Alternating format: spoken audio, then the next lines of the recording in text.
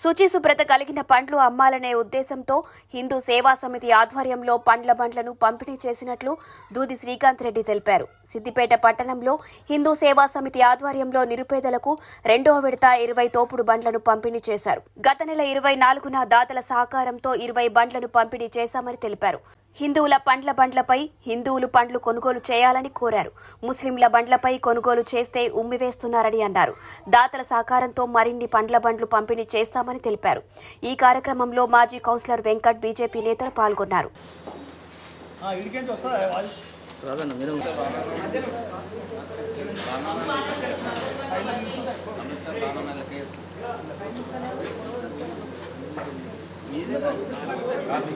పక్క పంటూరులో ఆడతారు కదా.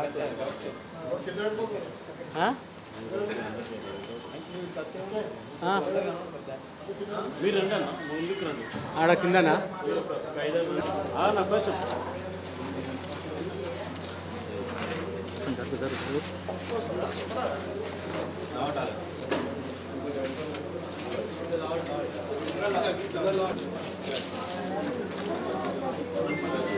బండి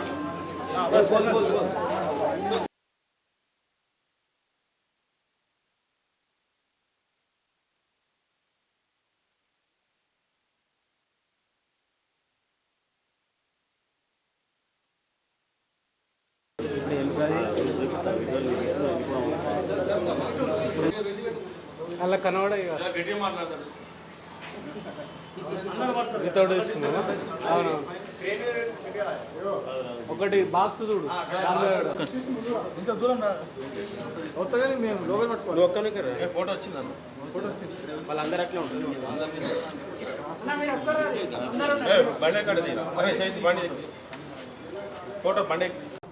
హిందూ సేవా సమితి ఆధ్వర్యంలో సిద్దిపేటలో హిందువులకు పండ్ల బండ్లని పంపిణీ కార్యక్రమం ఈరోజు 2వ విడత చేయడం జరిగింది. మొన్న పోయిన నెల 24వ తేదీన 20 బండ్లను హిందువులకు ఇవ్వడం జరిగింది. అదేవిధంగా ఈరోజు 12వ తేదీ మార్చి ఈరోజు ఒక 20 బండ్లని హిందువులకి చాలామంది దాతల సహకారంతో ఈ కార్యక్రమాన్ని తీసుకోవడం జరిగింది. ముఖ్యంగా దీని యొక్క ఉద్దేశం ఏంటంటే హిందువుల పండ్ల బండ్లపైనే హిందువులు కొనుగోలు చేయాలి. ఈరోజు పరిశుభ్రత ఉండేటువంటి పండ్లను, శుభ్రత ఉండేటువంటి పండ్లని మేము అందించడం జరుగుతూ ఉంది. ఈరోజు ముస్లిమ్స్ ఎవరైతే పండ్ల బండ్ల మీద చేస్తున్నారో వాళ్ళకి హలాల్ చేయడం, హలాల్ అంటే తుపుక్ అని చెప్పేసి ఆ పండ్ల మీద కానీ వాళ్ళు చేసేటువంటి వ్యాపారాలు ఏవైతే ఉంటాయో వాటిపైన తుపుక్ అని ఉంచి వాటిని మనకు ఇవ్వడం జరుగుతూ ఉంది. మనం శుభ్రంగా స్నానం చేసి గుడికి నిష్ఠతోని పోయి బండ్ల మీద కొనుక్కొని పోతే ఎంగిలి చేసినటువంటి పండ్లని నైవేద్యంగా మనం ఇవ్వాల్సి వస్తుంది దేవునికి.